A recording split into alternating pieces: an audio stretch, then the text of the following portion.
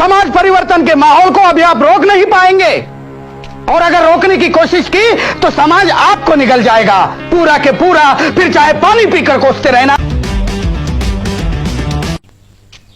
सन 1873 दलित आंदोलन का एक महत्वपूर्ण वर्ष है। इसी वर्ष ज्योतिराव फुले ने अपनी पुस्तक गुलामगिरी प्रकाशित की। पुस्तक की सामग्री ने सनातनी ब्राह्मणों में बेहद रोष पैदा किया। ज्योतिराव, तुमने इतना बड़ा निवाला मुंह में रखा है कि न तुम चबा सकते हो न निगल सकते हो। वो मैं देख लूंगा। इस बार क्या तमाशा खड़ा किया है हेरम शास्त्री? ये पुस्तक, ये तुमने कैसे जुर्रत की कहने की कि मनु ने शूद्रों पर गुलामी ला दी? जाति प्रथा तो वेद की आज्ञा से पैदा हुई। अब यह क्या तुम्हारा दावा है कि वेदों को भगवान ने नहीं लिखा? मेरा पक्का विश्वास है हेरम शास्त्री कि इस संसार की कोई भी पुस्तक भगवान या किसी देवता ने नहीं लिखी है। अगर कुछ लोगों को यह मानने में परम आनंद होता है कि वेदों का निर्माण ईश्वर ने किया है तो वो खुशी से अपना भ्रम पाला करें, लेकिन शूद्रों और अतिशूद्रों को इस भ्रम से दूर ही रहना चाहिए, क्योंकि ये धार्मिक कहलाने वाले ग्रंथ ही उन्हें गुलामी में जकड़ते हैं। ज्योतिराव, तुम लोगों को ब्राह्मणों से नफरत करना सिखा रहे हो। बिल्कुल नहीं, ब्राह्मणों को मैं अपना भाई मानता हूं और इसीलिए उनके काले कारनामों पर शर्मिंदा हूं। ब्राह्मणों से मेरी कोई दुश्मनी नहीं है। मेरा सारा संघर्ष ब्राह्मणवाद के खिलाफ है। हेरम शास्त्री, आप जितने जल्दी समझेंगे कि शूद्र जन ही इस देश की जीवन शक्ति है, उतना ही अच्छा। अब तुम्ही से सलाह लेना बाकी बचा था। देखो ज्योतिराव, हम बता देते हैं, ऐसी उल जलूल और गाली गलौज वाली किताबों से तुम समाज की सेवा नहीं कर सकते, समझे? ना आप ही कर सकते हैं शास्त्री जी, ये कहकर कि वेद और पुराण देवताओं के मुख से कड़े हैं, न ये फतवा देकर कि फुले ने उल जलूल और गाली गलौज वाली किताब छपाई है, न ये कहकर कि बकौल विष्णु शास्त्री चिपळूण करके फुले पहले मराठी का व्याकरण सीखे और बाद में लिखने की सोचे। आप विद्वान कहलाने वालों में से एक भी ऐसा नहीं निकला जिसने मेरे उठाए सवालों का जवाब दिया हो। आपके पास कहने के लिए कुछ नहीं है, इसलिए ये दो कौड़ी का बड़प्पन जता रहे हैं। पूना शहर विद्वानों की नगरी कहलाती थी, आप जैसे के रहते वो शान बिजाती रही। हेरम शास्त्री, आप हमारे साथ न चलकर देश को डुबो रहे हो। समाज परिवर्तन के माहौल को अभी आप रोक नहीं पाएंगे, और अगर रोकने की कोशिश की तो समाज आपको निगल जाएगा पूरा के पूरा, फिर चाहे पानी पीकर कोसते रहना, कोई मुड़कर भी नहीं देखेगा।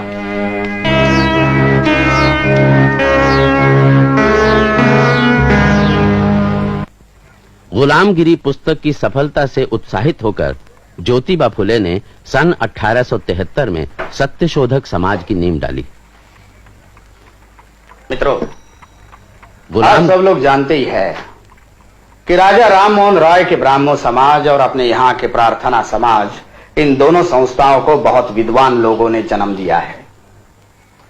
उनका ध्यान ऊंची जाति के सुधार पर लगा हुआ है। वहां 101 बातूनी सुधारवादी जमा हो गए हैं।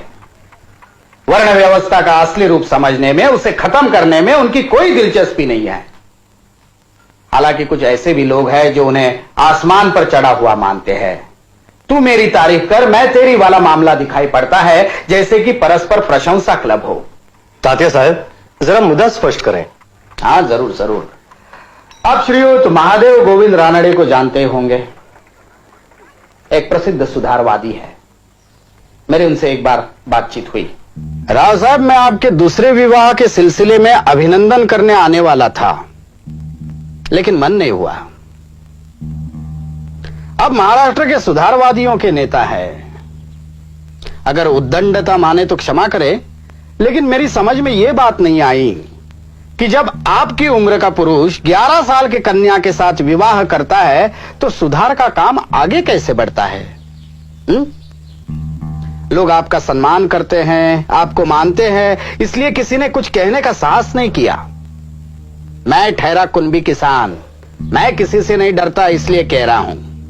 तात्या साहब, आप शायद नहीं जानते, मेरे पिता ने आग्रह किया, इसलिए मुझे विवाह करना पड़ा। हाँ, इसमें कोई शक नहीं कि मेरी पत्नी मुझसे काफी छोटी है। राव साहब, आपका ये विवाह ना आपकी हैसियत से मेल खाता है, ना आपके सामाजिक विचारों से। जब आप ही जैसे सुधारक जो कहते हैं वही नहीं करते, तब आंदोलन 10 साल पिछड़ जाता है।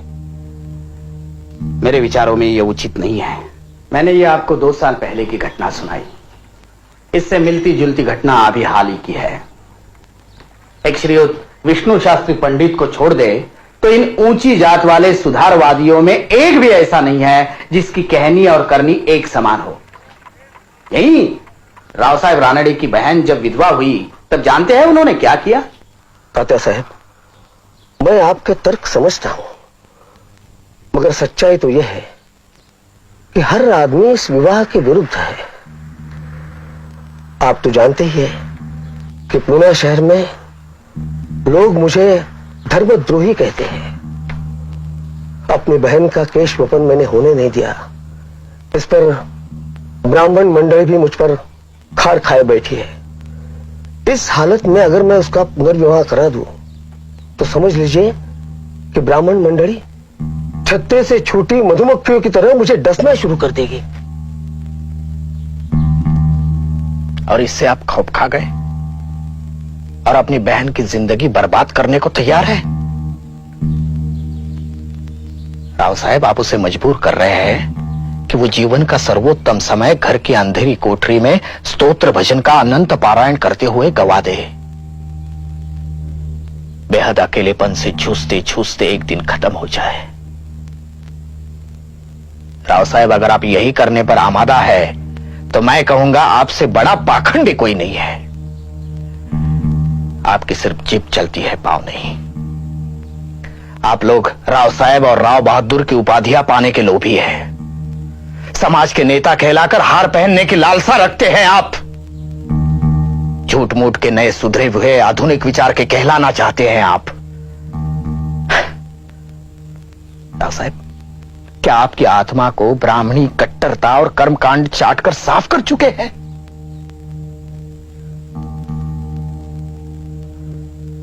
अरे आपसे तो हम कुनबी किसान भले हैं, हमारी कोई औकात नहीं, कोई सामाजिक प्रतिष्ठा नहीं, लेकिन हम लोग जो कहते हैं वही आचरण में उतारते हैं। मुझे बहुत दुख है, बहुत निराशा। मुझे आपसे यह उम्मीद नहीं थी कि आप इस सड़ी गली सामाजिक मान्यताओं के सामने घुटने टेक देंगे। मेरे कहने का मतलब यह है कि ऊंची जात वालों का सुधार आंदोलन में शामिल होना किसी क्लब की गप्पा गोष्ठी में शामिल होने के बराबर है। लोग उनके तारीख के पुल बांधेंगे, उन पर किताबें लिखेंगे, लेकिन समाज एक कदम भी आगे नहीं बढ़ेगा। समाज को आगे ले जाने का काम शूद्रों और अतिशूद्रों को ही करना पड़ेगा और इसी लक्ष्य से सत्य शोधक समाज की स्थापना की जा रही है। मित्रों, मेरी आपसे विनती है कि आप माने ईश्वर एक है और सारे मनुष्य उसके बच्चे हैं। मेरे आपसे प्रार्थना है कि आप अपने और ईश्वर के बीच में किसी को बिचवाई न माने। हमें पंडों पुरोहितों की गरज नहीं है।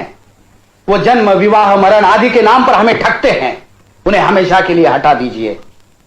एक दिन ऐसा आएगा जब इतिहासकार कहेंगे कि सत्य शोधक समाज भारत की पहली संस्था थी जिन्होंने सही अर्थों में सुधार किए। मित्रों, मेरी आपसे प्रार्थना है कि आप सत्य शोधक समाज के सदस्य बने। आप मुझे कार्यकर्ता दीजिए जो गांव देहातों में जाकर वर्ण व्यवस्था के प्रति संघर्ष करें। अगर वो गा सकते हैं तो और भी अच्छा है। वो डब पर गाना गाए और हमारा संदेश पहुंचाएं।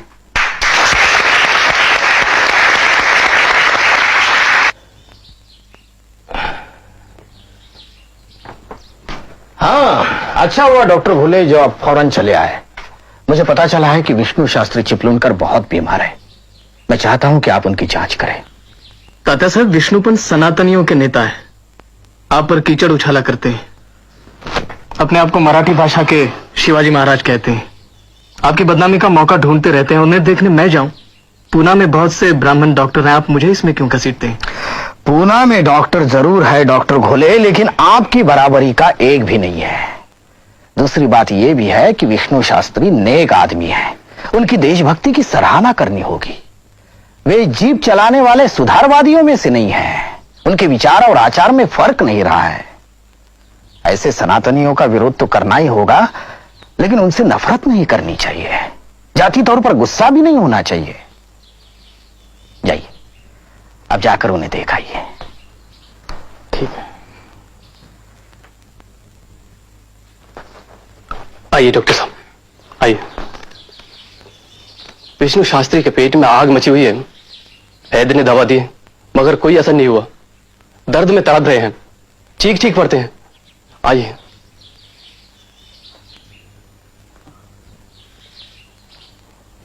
शास्त्री जी, शास्त्री जी, डॉक्टर साहब आए हैं।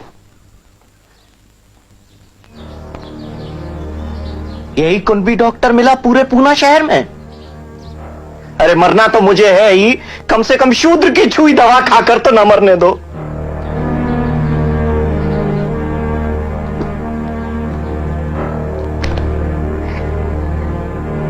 तुम्हारी दी हुई दवा खाने से मैं जहर खाना ज्यादा पसंद करता हूं।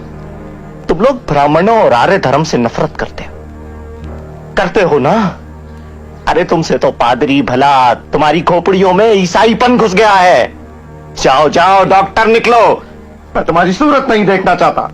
जाओ। ब्राह्मण द्रोही डॉक्टर से मुझे इलाज नहीं कराना। जाओ।